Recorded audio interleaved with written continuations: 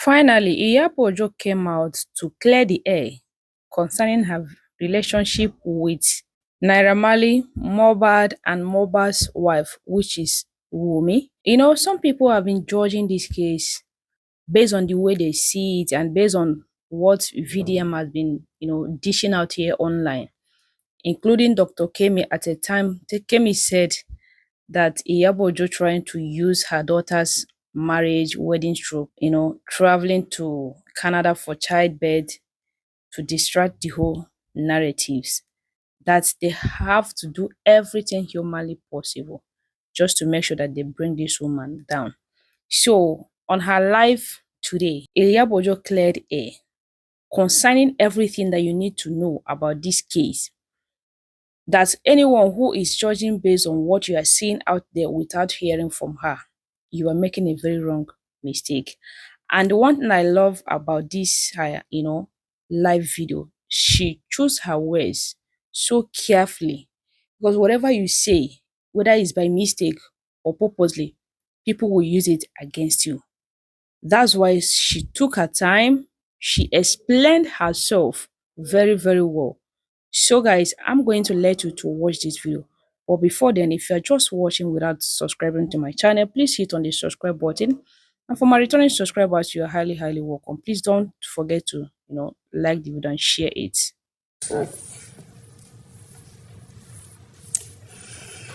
Very dark man came out to do that video. I know that they've called you to tell you that I have petitioned them, right? NCCC, they've called you to tell you that I have petitioned them. So you have to come out and do your normal manipulative tactics. I'm a very wise woman. I know when to fight. I know when to listen. And I know when to speak. I'm not like you that speaks from the both side of the mouth. I'm not like you that is very, very manipulative, deceitful, corny. I'm far different from you. That's the difference between me and you. You've tried in all your might to bring me down, but you cannot. Because who God has made, no man can destroy. No man can destroy. I'm so glad that you yourself sat to see a lot of videos of you circulating on the same internet space. Videos that you made. And you insisted that they cancel Naira Marly. With your own mouth. Videos that you made against them. Numerous videos. Before you decided to take a turn. So that you can know that you speak from the both side of your mouth. And people should not take you serious.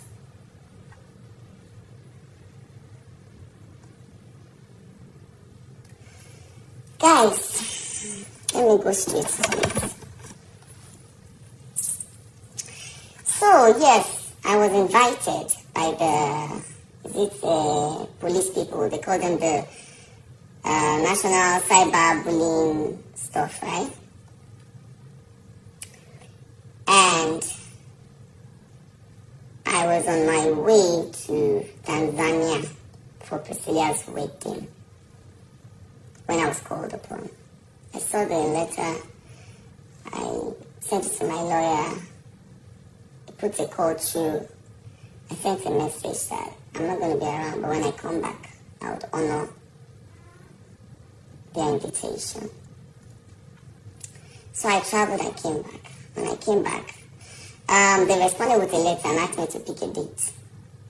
I picked the date. And we went, me and my lawyer, we got to Abuja. I didn't know why I was invited, but I had an idea. But I just didn't know which of it was, But later, I had an idea of why I was going there, so I went. When I got there, I met with Officer Suleiman. He was the one in charge of the case. I was also taken to see another senior officer, the lady. And Officer Suleiman took me in, and I was asked to write my statement. You know, when you want to first write statement, they will say you should write about when you were born, your this and that, your family, your address, your I wrote. When I was done, they asked me that what's my relationship with Naira Marly. That what exactly did Naira Marly do to me? I said, Naira Marly, I don't understand. He said, yes, now that Naira Marly is the one that wrote the petition. That, I should also explain my own side of the story.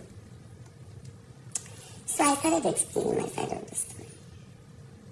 I talked about, yes, I used to promote Naira Marly's song through my TikTok video. I've never met Naira Marly before, which I thank God that when he came eventually, and I asked him before those police people, have you ever seen me before? He said no. So let me go back. So yes, I said I used to promote the song until when Mohbad died.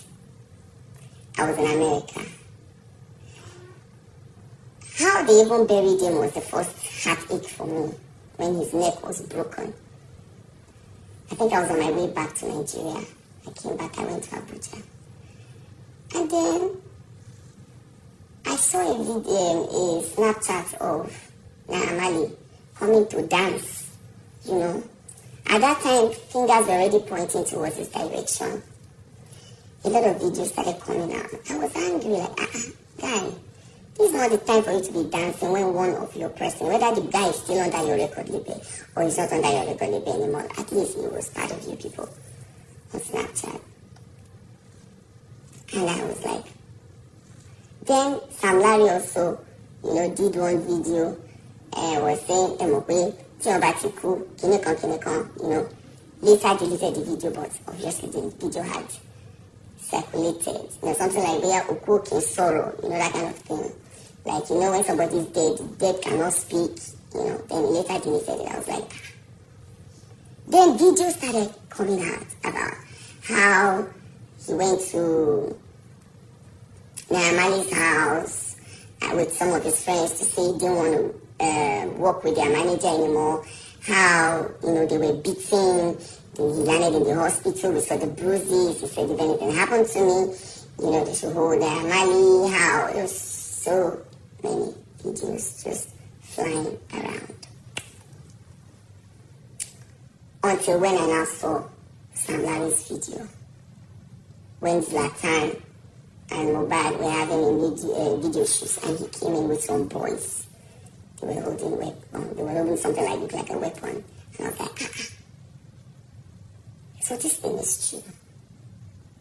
And as a concerned citizen, as a mother, I don't think I was the only one that was pained. Because if I was the only one that was pained when we did the candle night, I don't think the whole world would have done that, the candle night that he did for Mohbad. We all came out. And I used my platform. Because a lot of narratives were flowing during that time. We had the narrative of the friend, they say the acting with ring. We had another narrative, you understand, about so many things. And then when Sam Larry's voice came out when he said, what he basing?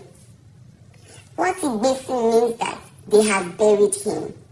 All stations settled. I said, I don't want to believe. But with all these things that are going on, it's very glaring that Sam Larry bullied Mohbad. And what we saw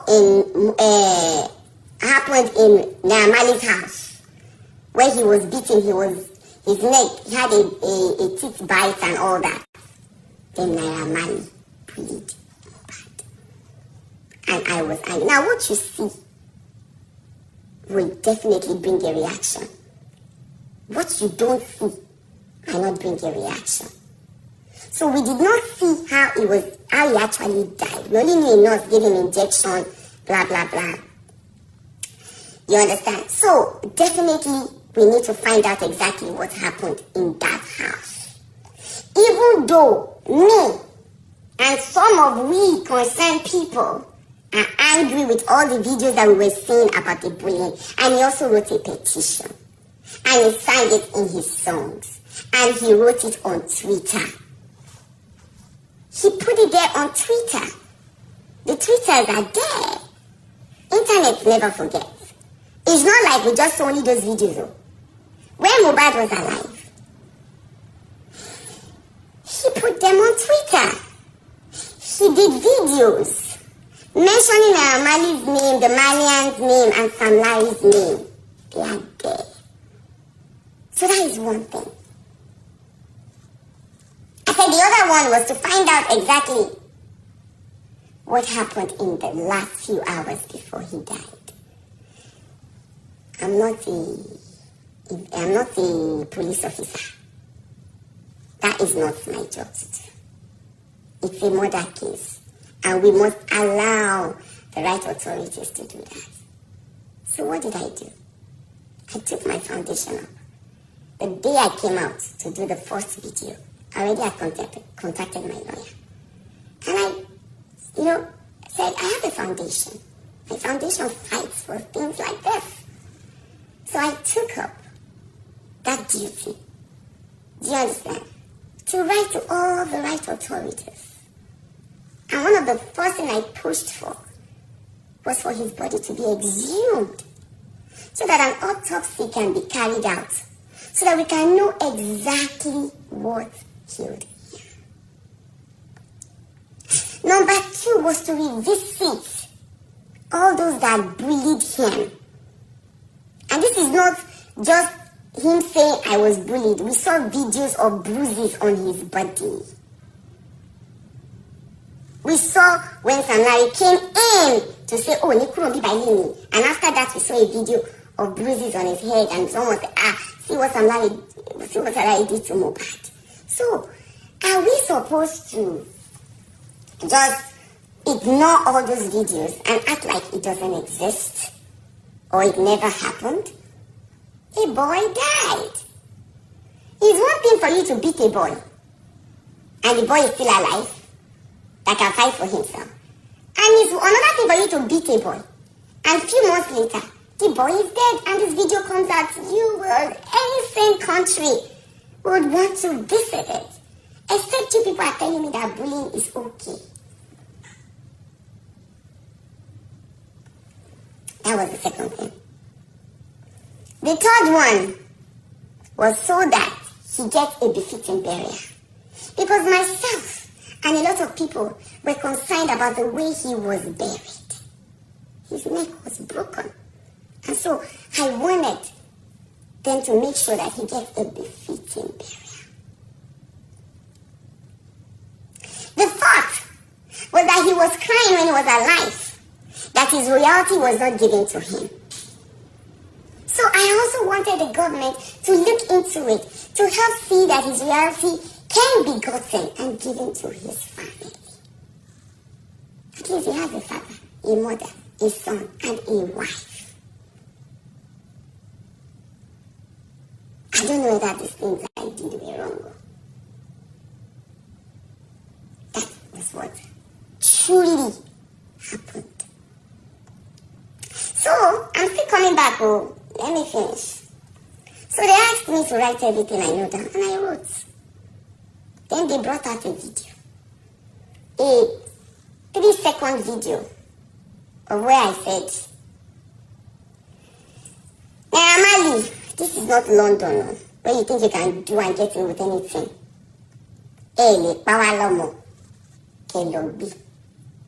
They said I accused him of murdering Mohbad. I said no. I said this is a 3 seconds video. I said unfortunately this video has been for a while now, so I can't remember word for word, but I know that in this same video Me, I'm a Yoruba woman. The problem more that I was saying was that you guys cannot kill this guy emotionally, spiritually, and physically because of the bullying. And not physically, Johnny, mentally rather, because of the bullying. Right? They said, okay, I should write it down. I wrote it down. My lawyer now said, you cannot base your judgment on a 3-second video. This video was very long, so we need to watch everything. And I said, because in this same video that you are claiming, I said it that. I said, le pasaye, can you call my long? I said, I'm a Yoruba woman. Do you understand? And that is how we speak. I said, but in the same video, I said, I'm not saying I'm the one that killed him. I'm talking about the bullying. That, okay, if you did not bully him, and your manias were bullying him, and Famlari was bullying him, what did you do? I said, you need to come and explain what you did. I said, at least I remember some of the words. Because at that time when I was there, I had not even watched the video in a very long time, but I could remember what I had said. I said, but if I had concluded within myself that Naira Marly was the one that killed Mohbad, I would not have written a petition to ask that his body be exhumed now. There would have never been anything like Corona inquest because he was already buried, cemented, safe.